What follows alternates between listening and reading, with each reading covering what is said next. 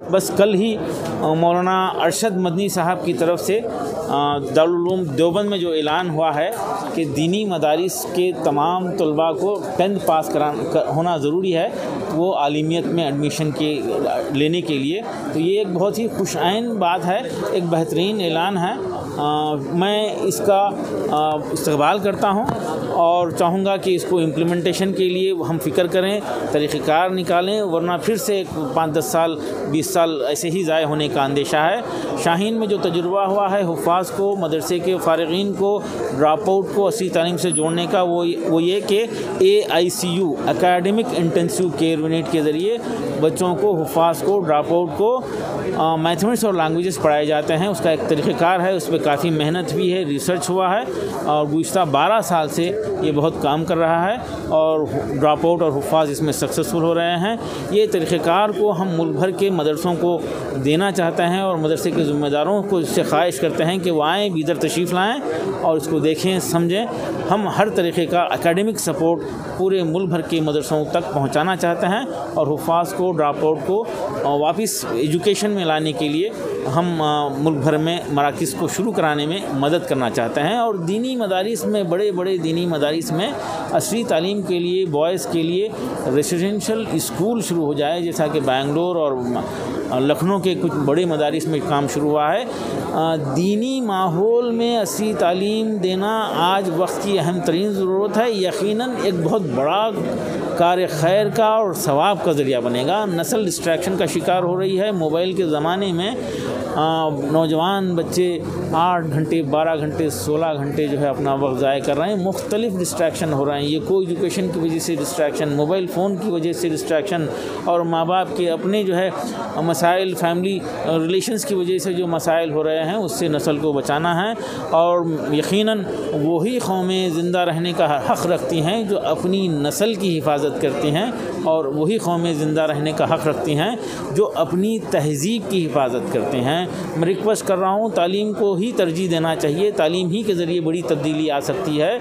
इज़्ज़त और इफ्तिखार का वाहिद रास्ता बेहतरीन तालीम और आला तरबियत है और वही कौमें, वो कौम तरक्की यकीनन नहीं कर सकती जो अपनी औलाद की तालीम से ज़्यादा उसकी शादियों पर ख़र्च करती हैं। मैं चाहूँगा कि तक़रीबात को ख़त्म करें और तालीम को तरजीह दें। सर, इस साल की तादाद कितनी है जो क्लियर की है और अब तक कितने शाहीन की तरफ से स्टूडेंट निकल चुके हैं जो MBBS के लिए जा रहे हैं? अल्हम्दुलिल्लाह गुज़िश्ता 15 साल में 2900 स्टूडेंट्स को हम गवर्नमेंट मेडिकल कॉलेजेस में भेजने में कामयाब हुए और इस साल 2000 स्टूडेंट्स जो नीट के लिए तैयारी कर रहे थे शाहीन में, जिसमें से 450 students government free medical seat ले रहे हैं और एक जो अगर हम पूरे मुल्क भर का हिसाब लगाएं तो 0.8% गवर्नमेंट फ्री सीट शाहीन के बच्चों को मिल रहे हैं और कर्नाटका स्टेट के 14% सीट शाहीन के स्टूडेंट्स को मिल रहे हैं। ये एक अच्छा कंट्रीब्यूशन है। बल्कि मुल्क में अल्हम्दुलिल्लाह 5-10 और इदारे हैं जो बहुत अच्छा काम कर रहे हैं। मज़ीद कोशिशों की ज़रूरत है और हम अपना शेयर लेने के लिए मेहनत करें, एक दूसरे को सपोर्ट करें। अच्छे काम को देखकर खुश होना भी जो है सवाब का ज़रिया है। अच्छा, दिल्ली में जो आप मरकज़ बना रहे हैं सर, खासकर लड़कियों के लिए, इस बारे में थोड़ा बताएं और लड़कों के लिए भी बनेगा या नोएडा का कैसे बनेगा, दिल्ली में बनेगा? अल्हम्दुलिल्लाह शहर दिल्ली में हम बॉयज़ एंड गर्ल्स के कैंपस को अलग करके एक बहुत ही अच्छा पेशरफ्त है ये, और नोएडा में रेसिडेंशियल बॉयज़ के लिए है। और मेरा ये ऐलान है कि नीट 2022 में वो तमाम हुफ़ाज़, मुल्क भर के हुफ़ाज़ जो 350 से ज़ायद मार्क्स हासिल करे हैं, उनको हमारे मुल्क भर में 12 रेसिडेंशियल कैंपसेस हैं जिसमें उन हुफ़ाज़ को नीट 2023 के लिए बिल्कुल मुफ्त हर चीज़, रिहाइश, ताम, क़याम और तालीम और बुक्स वगैरह मुफ्त देते हुए हुफ़ाज़ को डॉक्टर बनाने की हम ख्वाहिश रखते हैं और नाज़रीन से ख्वाहिश रखते हैं कि ये मैसेज हमारा मुल्क भर के हुफ़ाज़ तक पहुंचाने में हमारी मदद करें। और जब मैंने सेकंड अटैम्प्ट दिया नीट का तो उसमें मेरे 578 मार्क्स आए, जो कि बिल्कुल बॉर्डर लाइन थे और उसमें मुझे गवर्नमेंट कॉलेज नहीं मिल सकता था। तो फिर एडमिशन लिया हमने शाहीन में, तो फिर उसके बाद जो टीचर्स का गाइडेंस था, फ़िज़िक्स में बहुत ज़्यादा हेल्प मिली मुझे। पहले मेरी फ़िज़िक्स बहुत ज़्यादा वीक थी, तो फ़तेह सर ने बहुत ज़्यादा हेल्प की। शाहनवाज सर थे केमिस्ट्री के लिए और मुजाहिद सर थे, तो सारे टीचर्स ने बहुत ज़्यादा गाइड किया। और कई बार ये होता था कि बहुत ज़्यादा डिमोटिवेट हो गए, मार्क्स कम चले गए, तो जो एक टीचर्स का ट्रस्ट होता था ना हमारे ऊपर कि बेटा आप कर लोगे, तो उससे बहुत ज़्यादा मोटिवेशन, टीचर का बड़ा सपोर्ट था, बहुत ज़्यादा सपोर्ट था। तो फिर जब एक्सपेक्टेशन खैर काफ़ी ज़्यादा थी कि काफ़ी अच्छे मार्क्स आया करते थे जब टेस्ट होते थे कोचिंग के, तो लेकिन जब नीट के एग्ज़ाम्स देने जब हम लोग गए तो शायद सिचुएशंस मेरे फेवर में नहीं थे। तो ऐसा होता है कि अगर हम पेपर के लिए 1 घंटे पहले अगर पहुंच जाए रूम में तो थोड़ा माइंड फ्रेश हो जाता है, लेकिन जब हम लोग पहुंचे सेंटर पे तो 1 घंटे तक पहले हमें धूप में खड़े होना पड़ा था क्योंकि काफ़ी लंबी लाइन लगी थी वहाँ पे, तो माइंड पहले ही बहुत ज़्यादा एग्जॉस्ट हो गया था। फिर जब क्लास में हम पहुँचे तो ऐसा था कि हम गलत रूम में पहुँच गए। नीचे उन्होंने कुछ और रूम नंबर बोला था और हम किसी और रूम में चले गए, तो वो अलग बहुत ज़्यादा डिस्टर्ब हो गई थी मैं। फिर जब क्लास में पहुंची, मैं 10 मिनट्स पहले पहुंची थी। फिर टेस्ट दिया हमने, टेस्ट काफ़ी अच्छा हुआ था, मुझे लगा था कि मैं काफ़ी अच्छा स्कोर कर सकती हूँ, लेकिन फिर जब हमने मिलाया तो निगेटिव हो गया था काफ़ी ज़्यादा, तो जिसकी वजह से जी शायद माइंड के एग्जॉस्शन की वजह से, तो फिर 625 मार्क्स आए। अस्सलाम वालेकुम। जब मैं 10th क्लास में थी तब मेरा एक बहुत मुकम्मल इरादा बन गया था कि मुझे मेडिकल की फ़ील्ड में जाना है, और उसके बाद 11th-12th में मैंने बेसिक स्कूलिंग्स की। मैंने नीट की प्रिपरेशन या कोचिंग की तरफ कोई तवज्जो नहीं दिया। शाइन एकेडमी की क्लासेस ज्वाइन की और यहाँ की फैकल्टीज़ के सपोर्ट इतना ज़्यादा बेपनाह सपोर्ट जी। किस तरह का सपोर्ट रहा फैकल्टीज़ का? एक तो एकेडमिक सपोर्ट्स होते हैं कि आपको एकेडमिक्स में कोई प्रॉब्लम आ रही हो तो आप उनसे बातचीत करें या आप अपने डाउट सॉल्व करें, आप अपने कॉन्सेप्ट्स क्लियर करें। This is okay, every student have the one, उसमें कोई मसला नहीं है। लेकिन जो दूसरा मसला होता है जो बेसिकली कॉम्पिटिटिव एग्ज़ाम्स के बच्चे फेस करते हैं, इधर वो नीट हो और इंजीनियरिंग और UPSC व्हाटएवर इट इज़, उनके साथ मसला ये होता है कि वो बहुत स्ट्रेस्ड होते हैं क्योंकि उनका कंपटीशन बहुत बड़े पैमाने पर हो रहा होता है, और चूँकि इतने लोग बैठे होते हैं और फिर हर दफ़ा टॉपर्स के इंटरव्यूज़ बेसिकली इतना मोरल डाउन कर देते हैं कि अगर किसी बच्चे को प्रॉपर गाइडेंस ना मिले और रोज़ाना उससे उसके टीचर्स मोटिवेट ना करें तो शायद वो बीच में ड्रॉप कर दें।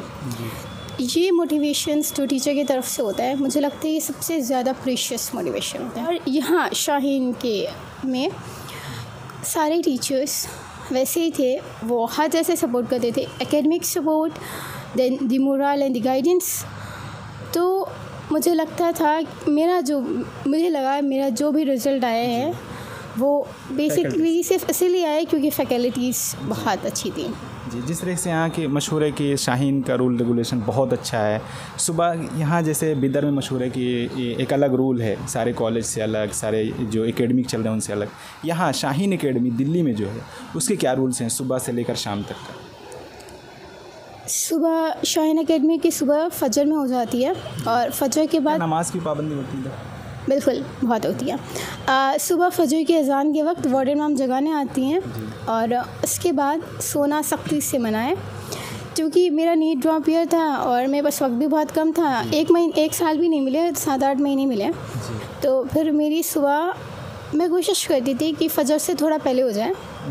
तो फिर उसके बाद फ़जर की नमाज़ और उसके बाद तो कुरान पढ़ना भी कंपल्सरी था। तो इस तरह एक रूटीन बन गया था कि आपने नमाज और कुरान को एक प्रॉपर टाइम देना है। वो आपको हील आउट करता था, हर तरह से हील आउट करता था आपकी जो अनड्यू स्ट्रेस, जो ओवरली टेम्पटेशंस होते हैं हम इस ज़माने में हैं। और फिर हमारा जो दौर है, हमारी जो उम्र है वो भी इस स्टेज में है कि ज़माना और दुनिया दोनों हम पर बहुत हावी होते हैं, बहुत ज़्यादा।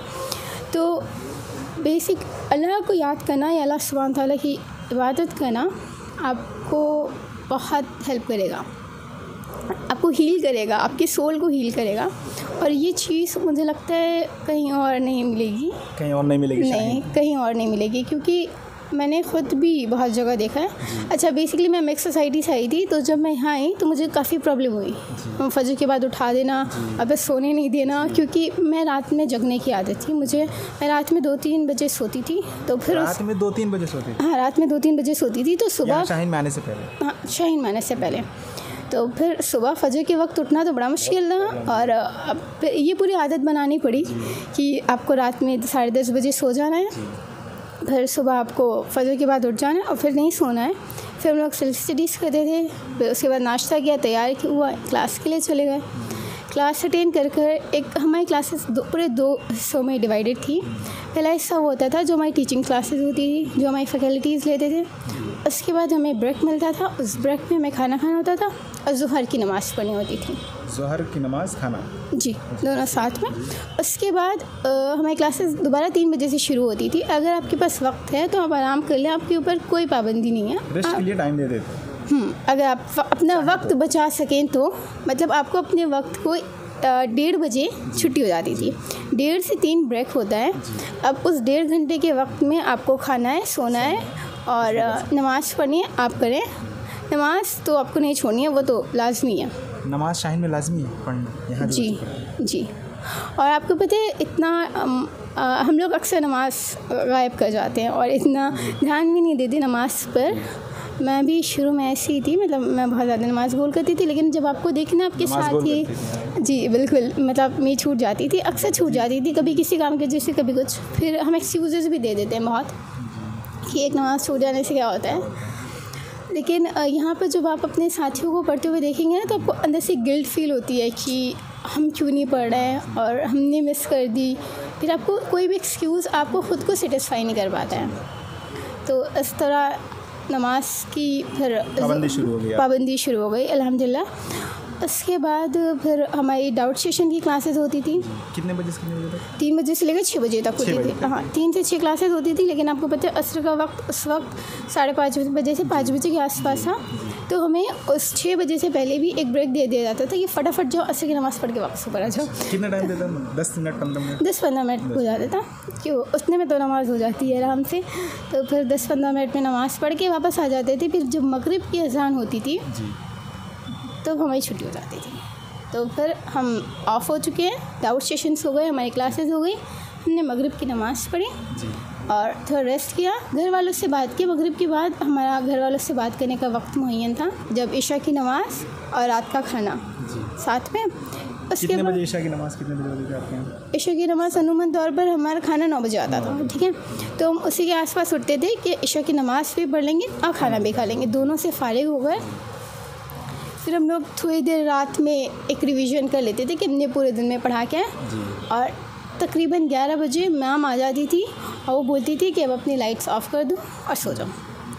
फिर हमें सोना ही होता था, वो हमारे पे लाजमी था। तब हम जग कर हम कोई एक्सक्यूज़ नहीं दे सकते थे कि हमने पढ़ना है, क्योंकि मैम बोलती थी तुम सुबह से जग रहे हो, अब तुम्हें सोना है। सुबह 5 बजे जग कर आपको 11 बजे सो जाना है। जी बिल्कुल।